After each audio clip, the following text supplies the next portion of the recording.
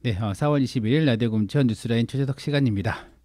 지난 일요일이었죠. 4월 19일은 4.19 혁명 60주년이 되는 날입니다. 학생과 시민들이 중심 세력이 되어서 이렇게 반독재 민주주의 운동이었는데요. 그 결과로 이승만 대통령은 하야했고 한국 사회에 큰 영향을 미쳤습니다. 오늘 초대석은 금천구의 4.19 혁명 유공자이십니다. 우리 장재모 선생님 모시고 이야기 들어보겠습니다. 안녕하세요. 안녕하세요. 네, 반갑습니다. 네. 요즘 코로나 때문에 어떻게 잘 지내세요? 노인이라고 방에 콕 박혀 있으라고 그래갖고 네네. 열심히 지키고 있습니다. 네. 지금 그 회장님으로 계신 그 박민사랑 마을회관도 지금 문 휴관 중이시죠? 예, 휴관 중. 좀 답답하지 않으세요? 그럼 어떡합니까? 아, 그렇죠. 예. 병 때문에 있으니까. 같이 고통을 겪어야지. 네. 네, 알겠습니다. 네, 그러니까 제가 간단하게 우리 4.19 혁명을 다 아시겠지만 그래도 그 기억을 한번 되짚는 과정으로 한번 4.19 혁명이 어떻게 일어나는지 설명을 제가 좀 해드리겠습니다. 일단 뭐 이승만 정권이었죠. 초대 대통령이었고 1948년부터 60년까지 집권을 했는데요. 뭐 좀 여러 가지 많이 있었습니다. 발췌 개헌도 있었고 4.45 개헌도 있고 그리고 가장 핵심적으로 1960년에 3.15 부정선거가 발생을 합니다. 이게 제4대 정부통령 선출 선거였는데요. 뭐 공개 투표, 그 야간 참관일 축출되고 투표함도 바꿔치고 뭐 많이 영화에서도 많이 좀 봤던 그런 얘기들인데요. 이런 그 부정선거에 가장 먼저 일어선 분들이 마산이었습니다. 그래서 마산에서 부정선거를 규탄하는 격렬한 시위가 좀 만들어졌고 그날 또 이제 총격과 폭력으로 이제 강제 진압이 됐습니다. 이게 마산 1차 마산 시위였고요. 이런 시위가 있었고 이제 11일 날 4월 11일 날 그때 마산 1차 시위에서 실종되었던 김주열 군 고등학생입니다. 군이 눈에 체류탄이 박혀서 참혹한 시체로 발견이 되었고 이때 분노한 시민들이 다시 2차로 시위가 좀 일어납니다. 이렇게 좀 지역에서는 들끓고 이루었고요. 서울에서도 이제 4월 18일 고려대학교 학생 3천여 명이 시위를 하고 학교로 돌아가던 중에 괴 청년들에게 습격을 받습니다. 그러니까 테러를 당한 거죠. 그래서 많은 학생들이 큰 부상을 입었는데 이에 분노해서 서울과 전국 시민과 학생들이 그 다음 날부터 이승만 하야와 독재 정권 타도를 외치며 총궐거기에 나섰습니다. 그래서 시위가 계속 진행이 됐고요. 4월 26일 시위대가 이제 경무대로 집결을 하기 시작을 했고 이에 이승만 대통령은 하야를 발표했고 그 다음 날 사임서를 제출하고 하와이로 떠났습니다. 이게 전반적인 4.19에 일어난 배경인데요. 네이버 지식백과를 찾았습니다. 네. 네. 어때 좀 그때 어떠셨습니까? 그때 당시 몇 살이었나요, 선생님이? 내가 당시 고등학교 2학년 18살이었죠. 아, 고2요? 네. 네. 당시 상황 좀 설명해 주시면 좋겠습니다. 사실 여기서는 마산이 처음이라고 그러는데 마산이 처음이 아니고요. 2월 28일 날 대구에서 경북 고등학생들이 네네. 당시 정부통령 선거에서 대통령 후보로 나왔던 조병옥 박사가 급서를 하셨어요. 네네. 갑자기 돌아가시고 민주당 후보 장면 부통령만 남았는데 그 전 부통령이 장면 씨였어요. 근데 자유당이 상당히 이제 위기를 느낀 것은 대통령 이승만은 이제 단독이니까 될 건 확실한데 네. 부통령이 또 장면이 된다면은 문제가 있다. 왜냐하면은 당시 이승만 대통령 연세가 84살이었어요. 당시 평균 연령이 우리나라가 60세가 안 되던 해입니다. 네. 그렇다면은 이승만 대통령이 언제 돌아가실지 모른다. 만약에 돌아가시게 되면은 헌법 규정에 의해서 부통령이 집권을 하게 돼 있어요. 네. 그렇다면 야당인 장면 박사가 또 부통령이 된다면 된다. 그래서 어떻든 대통령은 뭐 확실하지만 부통령을 바꿔야 되겠다. 그래서 이기붕으로. 예, 이게 우리가 역사를 피상적으로 아는 사람들은 이승만에다 자꾸 맞추고 네. 있는데 그때 상황이 그랬다는 겁니다. 즉 이승만은 뭐 틀림없이 되는 건데 부통령을 바꿔야 되겠다. 이런 이제 그런데 2월 28일 날이 일요일이었어요. 네네. 1960년 2월 28일 날 대구 경북고등학교, 대구 고등학교 및 네네. 대구에 학생들이 일어난 이유는 장면 박사가 대구 유세를 왔어요. 네. 그때 당시는 뭐 SNS나 이런 홍보가 없기 때문에 그냥 관중들을 대중들을 모아놓고 유세를 합니다. 선거 연설을 하는데 그러면 그 대구에 수성천이라는 큰 개울이 있는데 네네. 그때는 막 개화를 지었죠. 거기서 이제 시민들이 모으는데 학생들이 거기 가는 걸 막으려고 강제 등교를 시킨 거예요. 일요일 날이요? 일요일 날이냐. 들고 일어날만 합니다. 그렇죠. 사실 그때 당시 고등학생들은 요즘 고등학생들하고는 조금 어떻게 네. 보면 정신 연령도 틀리고 그랬을 거예요. 그리고 사실 독재를 하면서도 학교의 교과서는 민주주의를 굉장히 강조했거든요. 그 민주주의 특히 이제 비밀 선거, 네. 평등 선거, 보통 선거, 사대 이런데 대구 학생들이 이제 학원에 이 정치가 개입하는 거, 학원의 자유를 달라 이러고 해가지고 한 것이 이제 4.19의 사실은 시초라고 네. 보면 됩니다. 당시 우리 동네 고등학교는 그 학교 모교자랑 같지만은 선생님 부산에 있는 동래고등학교라는 거죠? 예. 역사가 100년이 넘은 학교입니다. 우리나라에서 서울의 배제, 오산, 네. 평양의 숭실 이런 학교와 같이 굉장히 오래된 역사를 가진 학교인데 1930년대에 일본 반일 학생 운동이 네. 있었던 것이고 해서 그런 어떤 전통의 맥락이 흐르는 학교입니다. 그런 학교에 있었고 저도 이 민주주의에 대해서는 조금 설명이 필요한데 제가 초등학교 4학년 때 네. 우리나라 그때 국민소득이 채 내가 알기로는 50불도 안 되고 가장 가난한 나라였어요. 네네. 그래서 선생님께 질문을 했죠. 지도를 보면 프랑스나 영국은 우리나라하고 비슷한데 왜 저렇게 잘 삽니까? 그랬더니 선생님이 가만히 나를 보더니 한참 있다가 작심한지 민주주의를 해서 그렇단다. 이렇게 되더라고요. 그래서 민주주의가 뭡니까? 대충은 알고 있지만 그래서 민주주의를 이렇게 설명하시더라고요. 모든 사람에게 기회를 평등하게 주는 게 민주주의란다. 그런 것이 어떻게 부자가 될 수 있습니까? 기회를 평등하게 주게 되면은 똑똑한 사람, 예. 훌륭한 사람들이 사회에 어떤 역할을 맡게 된단다. 그러면은 사회가 잘 된단다. 영국이 일찍이 선진국이 된 것은 그런 거란다. 이렇게 얘기해요. 그거의 어린 마음에 제가 가슴에 아주 박혔죠. 아, 민주주의를 해서 그렇구나. 이게 해방 이후죠? 그렇죠. 그렇게 그때가 6.25 사변이 막 끝난 1953년 3년. 예, 그 무렵인데 그때 엄청 우리가 가난했거든요. 그래서 나름대로 민주주의 의식이 있었고 학교의 전통도 그렇고 그런 참에 대구에 2.28 사건이 일어나기 전에 2월 25일 날 우리 학교에도 문제가 있었어요. 그 소위 요즘 말하면 교육청이죠. 그 그때는 장학사라고 그랬는데 이분이 우리 학교를 찾아와서 학생들에게 강의를 했어요. 요지는 나라가 어지럽고 하니 민족의 영웅 이승만 박사를 지켜야 되니까 훌륭한 부통령을 뽑아야 된다. 그렇다면은 이기봉 선생을 뽑아야 된다. 근데 그때 투표권이 없잖아요, 학생들이. 없죠. 그걸 설명을 드리려고 그래요. 네. 그 우리로서는 제가 아까 말씀드렸지만 당시 우리 반에는 결혼한 사람도 있었어요.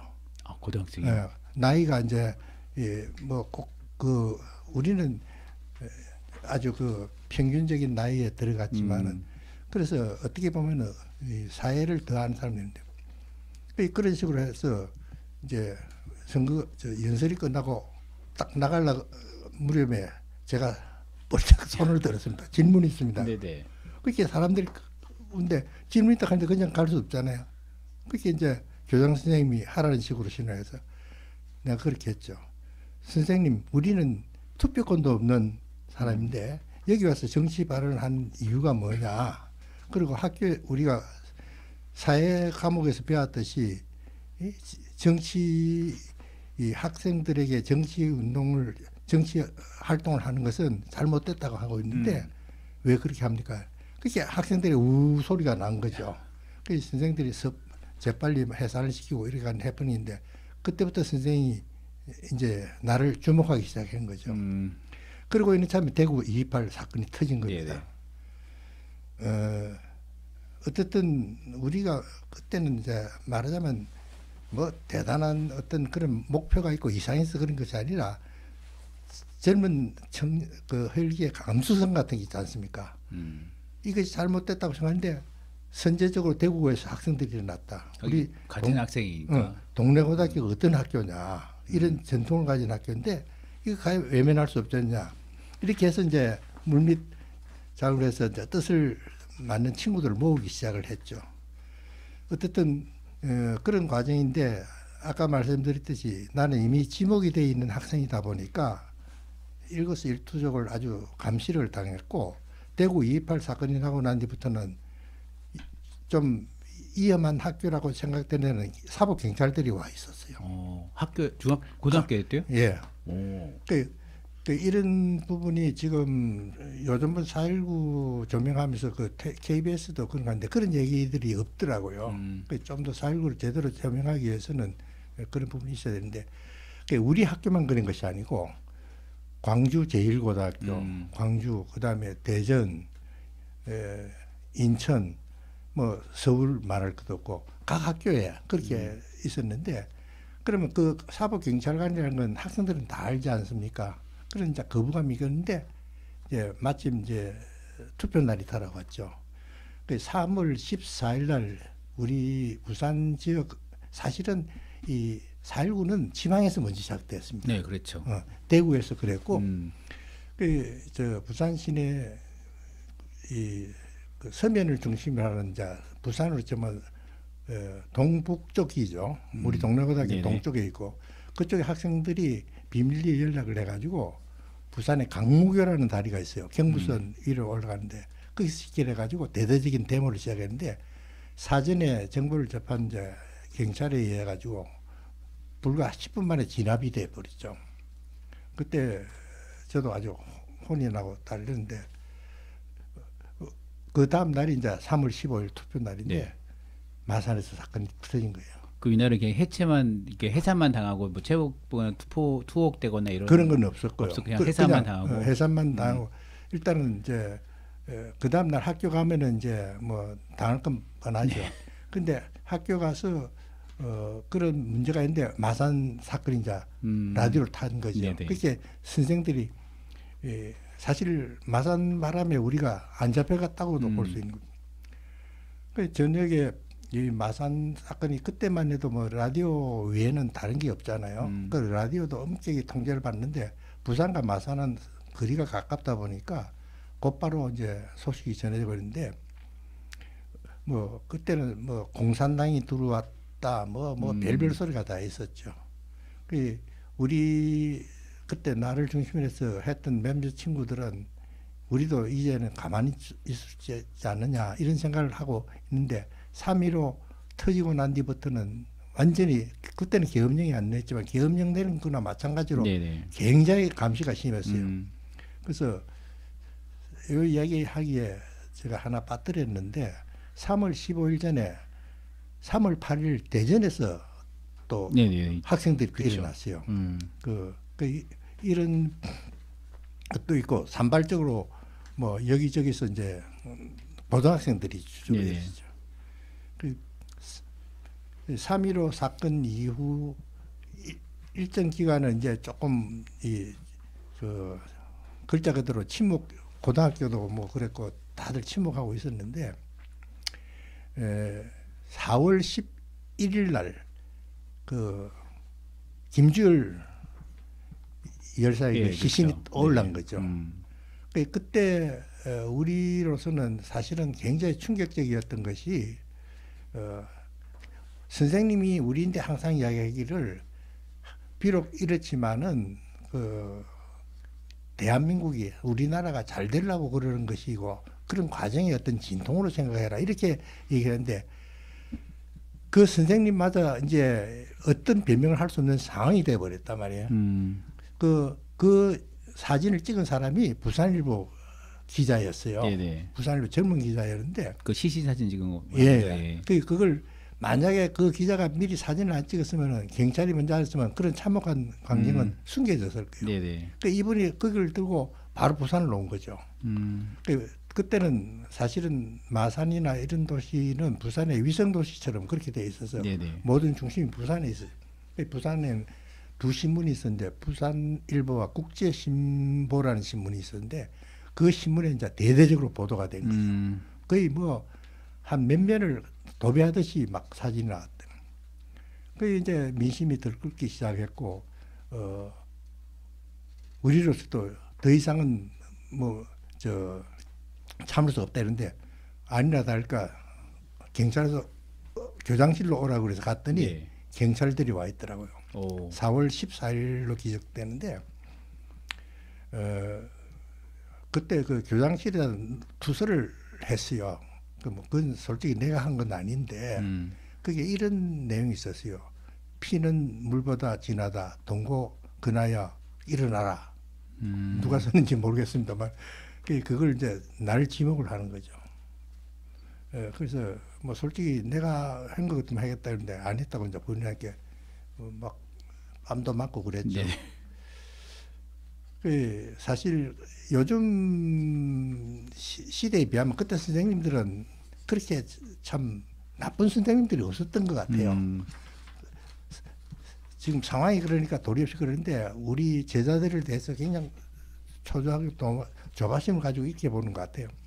이제 제 담임 선생님이 제가 지금도 그 선생님 성함을 기억합니다.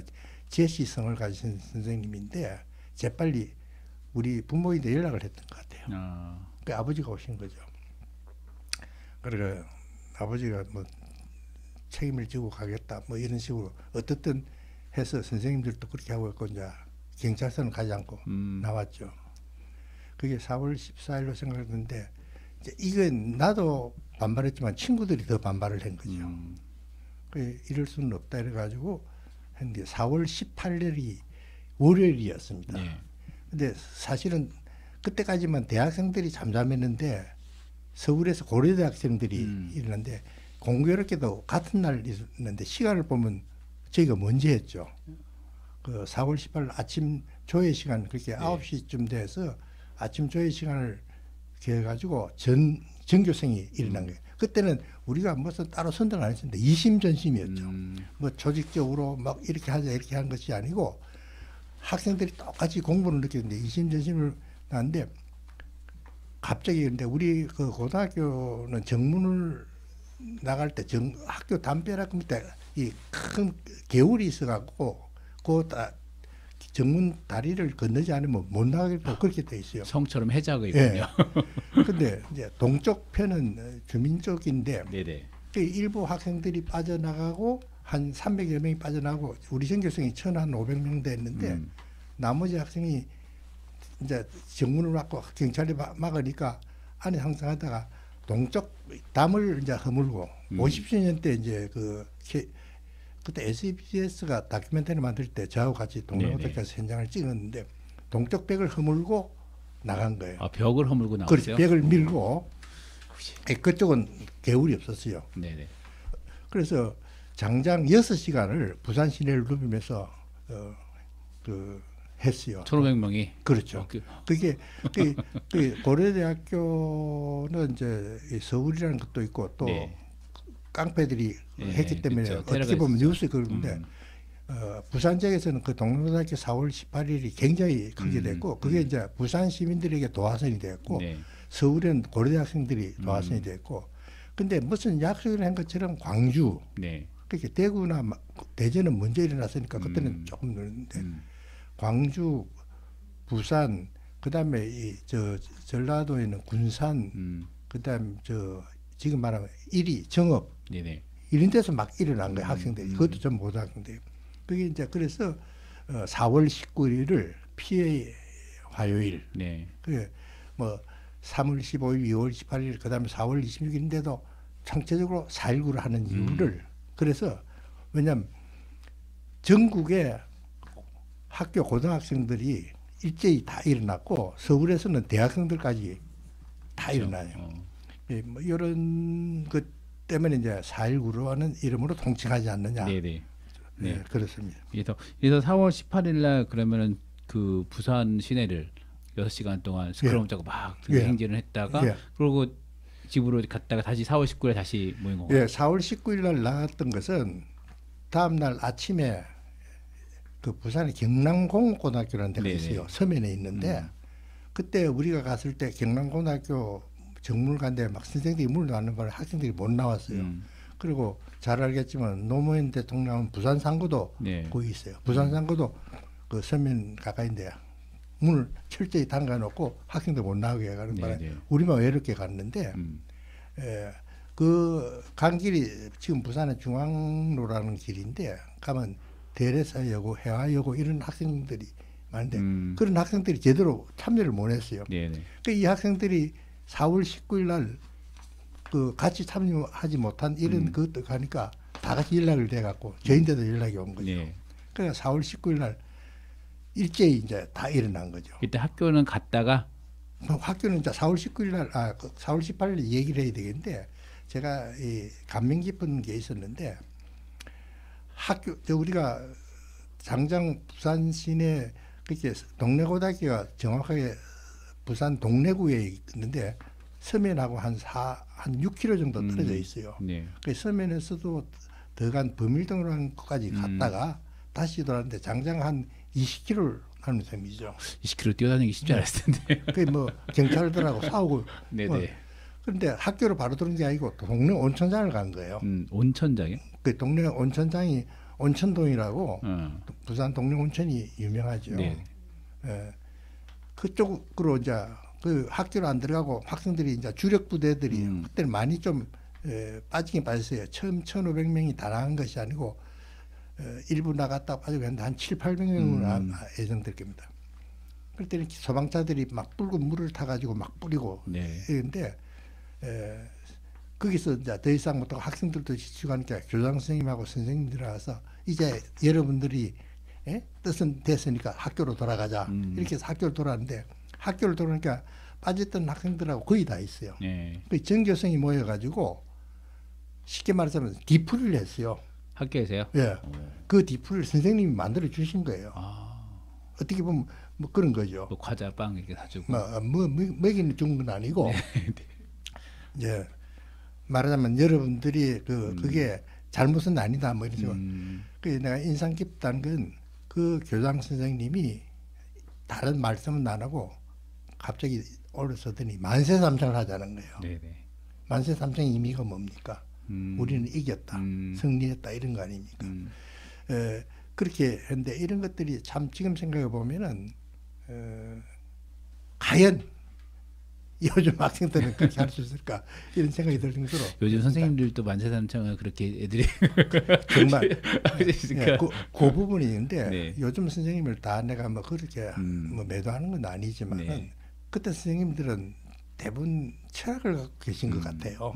적어도 자기들이 스승으로서 제자들이 해야 되는 이런 건데 제가 사실 교장실에 불려갔다는 얘기 했잖아요. 네네. 그때 선생님이 좀 앙심을 품었어요. 우리 담임 선생님이 아마 고자질을 했을 것이다. 근데 나중에 알고 보니까 전혀 그런 것은 아니었다. 선생님이 그 후에 뭐 그걸 봐서도 알지만은 엄청 그 편을 들고 나를 옹호하면은 경찰이나 이런데 뭐 불이익을 당할 거니까 그걸 못 했을 뿐이지 엄청 마음으로 배려를 해주신 걸 내가 느꼈거든요. 네네. 4월 19일 날 그 이제 그렇게 뭐 부랴부랴 막 그 친구 이제 죽었는데 뭐 4.19 때 죽은 게 아니고 나이 들어서 죽은 그 친구하고 둘이서 서면을 막 나가는데 이제 서면에 지금은 그 북부서라고 그랬지만 그 당시에 부산청 경찰서라고 그랬어요. 네네. 부산청 경찰서 앞에 대무대들이 그냥 만나서 했는데 뭐 체류탄이 터지고 뭐 야단이 났어요. 4월 19일 날? 그렇죠. 예. 그게 뭐 서울 상황은 모르고 우리는 서울도 아마 그때 그랬던 것 같은데 근데 그 서면 광장으로 막 나가서 학생들하고 해서 누가 이 피켓을 주는데 그걸 들고 나가는데 갑자기 내 귀에는 그냥 둔탁한 경험만 들린데 내가 총을 맞은 거예요. 그 왼쪽 다리 대퇴부에 총을 맞았는데 텅 넘어진데 나중에 알고 그 첫 총알이 나를 맞춘 거예요. 그런데 그때 내가 이 경찰들에 대한 이해를 한 것이 가슴을 안 쏘고 다리를 쏜 거죠. 즉 죽이지 않겠다는 이런 시절. 그 총에 맞아 넘어지고 나는데 그 다음부터 친구 얘기에만 막 총이 연발하기 시작. 그게 시작되는 그 시간이 오후 2시쯤인데 서울도 아마 그때 격렬하게 그랬다고 그러더라고요. 그래서 사상자가 나기 시작했는데 부산에서만 20명 가까이가 죽었어요. 그날 4월 19일. 예, 4월 19일 날. 4월 그 아까 말했던 경남공고 학생도 하나 그때 죽었고, 그다음에 뭐 선생님들, 뭐 이 시민들 이렇게 해서 죽은데 나중에 보니까 18명인가 그러거든요. 저는 총을 맞고 그다음에 잠깐 이제 의식을 그때는 있었는데 친구가 이제 막 관중들이 시위대가 데모 시위대들이 막 철수하고 이런 한 다음에 가방이 오고 다 넘어지는데 이 친구는 책이 중요하니까 흩어진 책 챙긴다고 나를 그냥 이렇게 그 섬에 다른 시민들이 나를 올려내고 병원을 간 거예요. 그 병원에 갔을 때 이제 정신이 들었는데 보니까 머리도 깨져 있고 뭐 총 맞은 데는 막 그냥 선대는데 참 다행이지 뼈를 간통 안 하고 살만 이렇게 들고 지나고. 예, 어떻게 보면 지금도 이 흉터를 보면서 참 이게 천운이 되는데 눈을 떠보니까 우리 생물 선생님이 와 있더라고요. 전 생물 선생님 우리 과학에 물리 생물 이랬잖아요. 그렇죠. 그 생물 선생님은 뭐 그렇게 친하지는 않은데 그 선생님이 나는 누워서 보고 선생님 내리다 보는데 그 눈망울에 그런 연민 뭐 이런 걸 그때는 느꼈거든요. 그분이 오신 거는 아무래도 생물 선생님이시니까 혹시 도움이 될까 싶어서 오셨지 않나 이런데 참 이 기회를 통해서 그때 그 선생님들께 나는 참 고맙다. 참 훌륭하신 스승님을 모시고 학교 생활 때 이런 생각을 해요. 그 이제 부모님들이 와가지고 그 아버지가 이제 오셨는데 그 병원 당국에서는 총상이니까 그리고 타박상도 있으니까 입원해서 치료를 해야 된다니까 아버지께서는 이놈들이 다 죽인다 안 된다. 그래 친구들을 동원해서 날 병원에서 빼냈군요. 빼내갖고 집으로 데려간 거예요. 이렇게 단속해가지고 총상 입은 애들 다시 수감해가지고.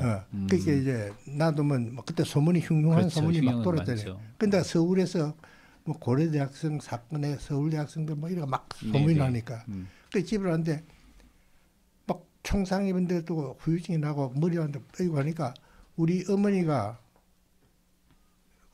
좀 아버지하고 좀 틀렸어요. 굉장히 냉철했어요. 절대 안 죽인다. 응? 왜 죽이냐 걱정하지 말아요. 근데 그때 4월 19일 날 계엄령이 내렸는데 그 부산지구 계엄사무소장이 누구신 줄 아세요? 누구였는데요? 박정희였습니다. 아하. 참 묘한 인연이죠. 당시 군수기지 사령부가 네. 부산에 있었는데 군수기지 사령관이었어요. 박정희가. 그분이 있었는데 그분이 포고문을 발표한 거예요.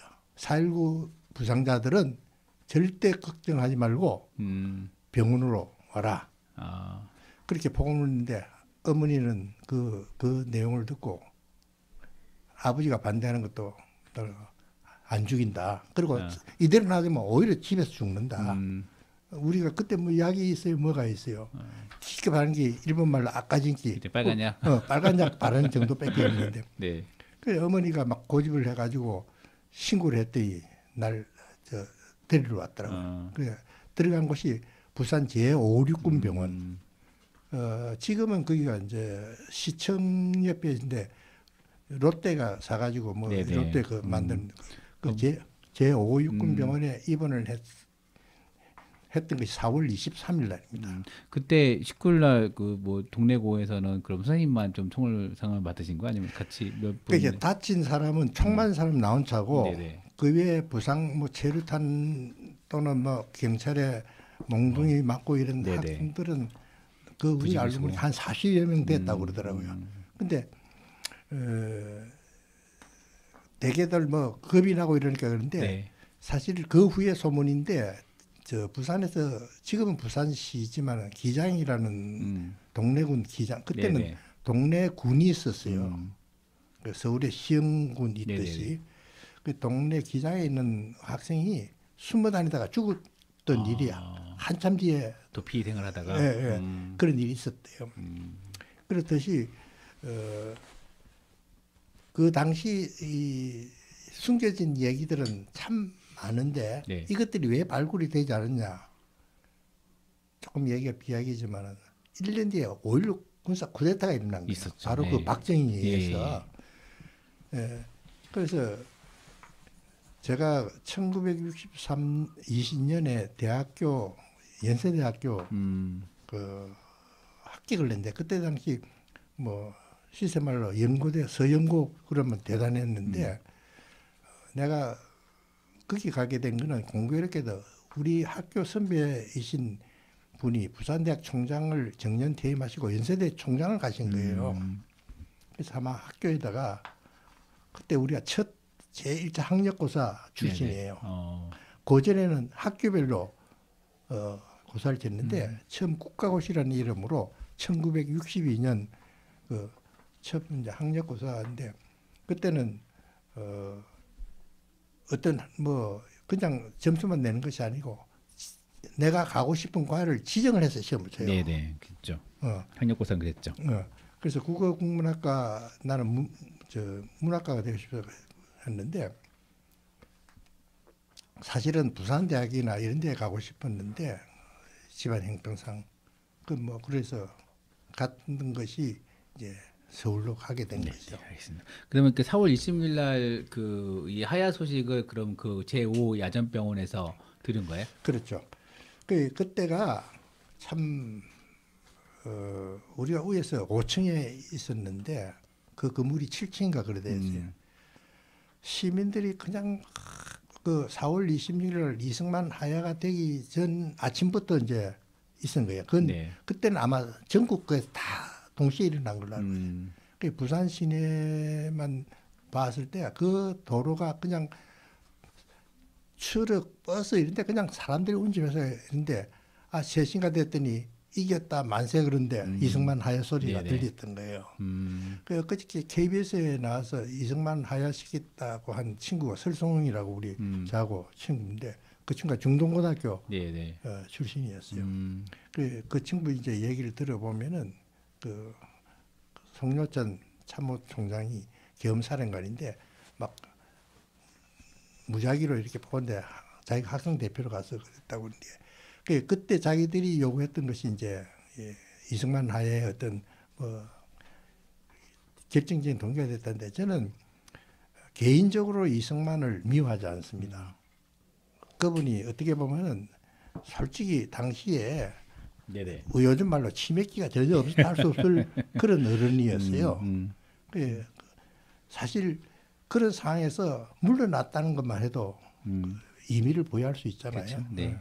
그러면 이게 사실 그 4월 18일부터 사실 나가고 그때 했을 때 좀 처음에 동래구가 나가서 불안 시내를 이렇게 해집고 다녔잖아요. 네. 그때 좀 시민들의 반응은 좀 어땠나요? 대단했죠. 시민들이 격려하고 학생들은 이제 갇혀서 못 나오니까 네네네. 뭐 우리는 이제 외롭게 동래고등 학생들만 했잖아요. 뭐 일부 여학생들은 막 그냥 담배를 떼어낸다가 다치는 학생도 있다고 네네. 그러더라고요. 그 시민들이 물도 떠다 주고 그 경찰들 뭐 하면은 스크럼을 짜고 우리를 보호하고 이렇게 할 때 말하면 시민들 국민들 마음 하나가 이 정권에 대한 불신, 네. 독재에 대한 어떤 이런 것이 있다. 그렇지 않으면 우리가 6시간 동안 그 거리를 헤맬 수가 없었겠죠. 그렇죠. 네네. 시민들이 합시할까봐 시민들을 막으려 이러다 보니 그런 일이 있었죠. 네. 이게 1960년이 그 1950년 한국 전쟁이 있었고 53년에 그 한국 전쟁이 이제 휴전을 하고 그리고는 사실 10년 시죠? 10년이 안 된 시점입니다. 그래서 전쟁에 대한 그리고 사실 이게 총과 이런 무력에 대해서 공포심이 아직 있을 때거든요. 그렇죠. 그래서 네. 아까 아버님의 반응도 그래. 사실 그때 많은 분들이 죽었잖아요. 뭐 네. 끌려가서 죽기도 하고 뭐 그런 경험들 때문에 그런 게 있지 않아요. 그런 하여튼 뭐 그런 좀 두려움을 쩔쳐서 나가서서 하여튼 이렇게 좀 활동한 게 참 대단한 것 같습니다. 그래서 좀 긴 시간 얘기 들었는데 일부러 안 끊었습니다. 이렇게 그 당시 이야기 좀 들어보려고 안 끊었는데 일단 그리고 좀 60주년이 좀 지났습니다. 60주년 지났는데 좀 오늘 그 문재인 대통령이 기념사에서 4.19 정신 많이 얘기를 하고 있고 뭐 4.19 혁명 기념사업회에 가서 이제 4.19 정신을 얘기하는데 이 4.19 정신이라는 건 좀 어떻게 우리가 설명이 좀 할 수 있을까요? 한마디로 말을 하면은 민주주의죠. 민주주의. 네. 그 우리가 말로서 했던 민주주의를 저 행동으로 보여줬던 네. 그리고 그것도 누가 특별한 사람이 한 게 아니라 우리 뭐 학생들이 했다지만 당시에 모든 국민이 같이 했다고 이렇게 네. 볼 수 있죠. 그래서 문재인 대통령도 아마 그런 것을 의식을 하셔갖고 그분이 우리보다 한 3, 4년 후배니까 네. 아마 그때는 뭐 중학교나 초등학교 다녔을 거예요. 그 모든 국민들이 그렇게 공감하는 거. 네네. 그것이야말로 민주주의 아니냐. 그래서 4.19 정신을 얘기하시는 거 아니냐. 이렇게 이제 생각을 합니다. 네. 사실 뭐 그 60년 4월 19일 4.19가 있었고 이제 80년에는 이제 5.18이 있었죠. 그리고 87년 6월 항쟁이 있었고 또 노동대투쟁이 있었고 그리고 이제 95년도 노동대투쟁이 있었고 그리고 2017년에도 이제 촛불로 촛불혁명이 있어서 이제 대통령을 하야하는 일이 좀 있었습니다. 그래서 사실 우리나라 국민은 데모와 시위로 대통령을 2번이나 하야시킨 나라입니다. 그렇죠? 그래서 되게 의미 있는 좀 그런 건데 이런 과정들이 면면이 흘러나오는 것들이 바로 이제 그런 그 4.19 정신이 다 들어있는 것 같아요. 그 민주주의에 대한 고민들, 그런 열망들이 표현된 것 같은 게 아닌가 생각이 좀 듭니다. 그래서 오늘 좀 총선도 있었는데 좀 그 현 시대, 2020년 현 시대의 이 4.19 정신을 어떻게 좀 실천하고 그리고 어떻게 활동을 해 나가는 것이 4.19 정신을 좀 이어가는 게 아닐까. 우리가 좀 뭐 정신을 이어가야지 그런 게 아니지만 일상에서 우리가 어떤 의식하지 하든 의식하지 못하든 그런 것이 이어갈 수 있을까라는 생각이 좀 듭니다. 뭐 이건 제 개인 생각입니다만은 4.19 정신은 함께하는 겁니다. 우리 민족의 그 역사를 보면 도도히 흘러내렸던 것이 정의였거든요. 그 엄혹한 왕조 시대 때도 아니면은 반대할 수 있는 그 선비들의 그런 어떤 것도 있었고 그 근세사에 보면은 그 뭐 저 동학난 이런 저 사건 이런 것을 봤을 때 우리 국민들에게 도도한 내려온 그 어떤 정의에 대한 이런 감정이 있었습니다. 그런 정신을 가진 이 민족이다. 그러니 이 민족이 뭐 지난번 광화문 촛불 때 어떻게 보면 4.19가 재현된 현상이라고 나는 보거든요. 그때가 그랬습니다. 너도 나도 어른이고 아이 뭐 할 거 없이 4.19 때 저희가 목격했던 것이 바로 그런 면이었습니다. 그때는 지금처럼 정서적인 이런 면은 뭐 부족했고 감정 표현도 좀 부족해서 그런지 몰라도 어떤 엄마들은 물동이 들고 와서 물 떠먹기 좋도록 바가지를 놔놓고 있는 분이 있고 땅에 퍼져 앉아서 엉엉 우는 어머니들도 계셨고 그런 걸 보면서 우리 민족의 어떤 이걸 뭐 너무 이런 민족 이데올로기 뭐 이렇게 얘기하는지 모르지만 우리 민족은 그렇게 오래전부터 그런 정의를 사랑하고 이런 이 민족이 아니었냐 이런 생각을 나는 4.19를 위해서 생각을 합니다. 네, 알겠습니다. 이런 정의를 사랑하는 마음들이 일상생활에서 그래서 좀 이렇게 정의롭고 그런 민족이 잘 지킬 수 있도록 하는 게 4.19 정신을 이어가는 게 아닌가. 그렇습니다. 그런 이야기를 좀 해석을 하겠습니다.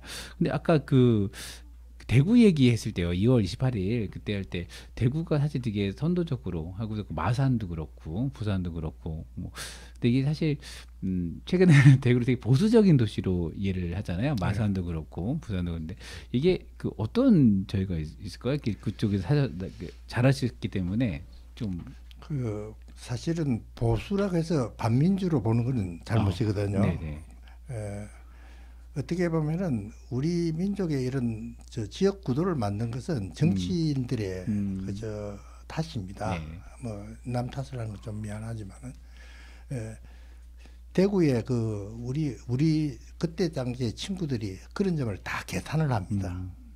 그 아까 내가 요 인터뷰 전에 미리 말씀드렸던 내용이 이제 그런 건데 네. 어떤 사물을 보고 생각하고 이런 것들이 자기 기준에서 보다 보니까 보수다 진보다 뭐 이렇게 하고 있는데 사실 그 옛날에는요 표의 남북 현상이라고 있었습니다. 남북 현상이요? 네, 뭐냐면 남쪽은 진보, 북쪽은 보수. 남북의 충청도 그게 아마 쪽인가요? 충청도 경계를 해서 그게 수도권이 보수. 그렇죠. 근데 그것이 어느 날 동서로 갈라진 거예요. 그게 아마 역사를 오래 이제 했던 분은 내 얘기가 이제 얘기하는데 즉 이승만 대통령이 있고 이랬을 때 대구가 잘 아시겠지만은 외정 때도 국채 반환 운동을 비롯해 가지고 대구 시민들이 그쵸. 엄청 특히 이 애국 시민들이 많았습니다. 일제 시대 때의 학생 운동이나 대구, 광주 뭐 이런 것들이 많죠. 그럼요. 그런데 안 변한 거는 호남이죠. 네. 그때 당시에도 진보였고 지금도 진보였으니까 네, 네. 아마 이것은 이제 그 후에 군사 정권이라는 구도가 만들어지면서 생겼던 어떻게 되면 저항적 이런 거 5.18이라는 것도 네. 있었고. 그래서 나는 대구가 보수다 경상도가 보수다 하는 것은 너무 그 단편적인 시각이고 네, 네. 그쪽의 사람들의 어떤 신념이라고 보면 되겠죠. 특히 그 이런 부분에 대해서는 이제 나도 참 말하기가 좀 조심스러운데 사실은 6.25 사변, 6.25 전쟁이 나고 있을 때 부산으로 전국에 있는 사람들 거의 다 왔다고 해도 과언이 아닙니다. 네. 그때 호남 사람들도 참 많이 왔어요. 우리가 그때 전라도다 경상도도 말한 사람 아무도 없습니다. 그저 우리 민족이고. 그렇죠. 그래서 어디서 왔건 빈방 있으면 빈방 내주고 이렇게 했던 민족인데 정치인들이 언제부터 갈라가지고 국민들 속에 어떤 빼낼 수 없는 어떤 그런 어떤 것을 심어줬지 않느냐. 네, 네. 뭐 다시 한번 내가 남 탓을 해서 미안한데 이런 것은 그런 구도에 있었는데 이 대구고 뭐 부산은 내가 보니까 조금 뭐 그런 부분에서는 네네. 대구처럼 그렇게 하진 않는데 네. 시민들도 이번 선거를 통해서 좀 많은 걸 생각하지 네. 않을까 생각을 합니다. 어제 제 우연히 그 지리의 힘이라는 책을 가지고 하는 그 프로그램을 봤는데 거기에서 그런 얘기 나오더라고요.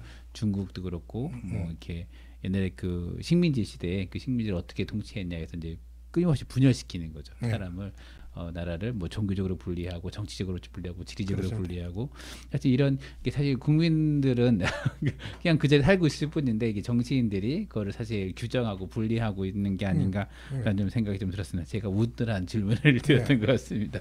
네, 좀 우리 마지막으로 좀 정리하는 말씀을 듣고 싶은데 이렇게 금천 주민들에게 이렇게 어떤 이야기를 할 수 있을까요?